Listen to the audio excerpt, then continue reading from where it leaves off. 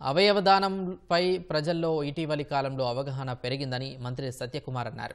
గుంటూరు వైద్య కళాశాలలో అవయవదానంపై నిర్వహించిన అవగాహన కార్యక్రమంలో ఆయన పాల్గొన్నారు. ఈ సందర్భంగా ప్రముఖ గుండె మార్పిడి శస్త్రచికిత్స నిపుణుడు గోపాలకృష్ణ గోఖలేకు జీవన సాఫల్య పురస్కారం అందజేశారు. గుంటూరు ప్రభుత్వ ఆసుపత్రికి రోజుకి సగటున 5 బ్రెయిన్ డెడ్ కేసులు వస్తున్నాయని, అలాంటి వారిని అవయవదానం చేసేలా బంధువులతో మాట్లాడాలని అధికారులకు మంత్రి సూచించారు. పేదరికాన్ని ఆసరాగా చేసుకుని అవయవాలు విక్రయించే వారిపై కఠిన చర్యలు తీసుకుంటామని హెచ్చరించారు. అవయవదానం చేయడానికి ప్రజలు ముందుకు రావాల్సి ఉంది. జీవన్ దాన్ ట్రస్ట్ ద్వారా ఈ రాష్ట్రంలో పెద్ద ఎత్తున అవగాహన కార్యక్రమం చేస్తున్నారు.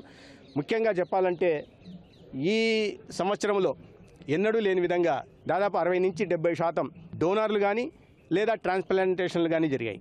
గత సంవత్సరంతో పోలిస్తే 65 మంది ఈ సంవత్సరం అవయవదానం చేశారు.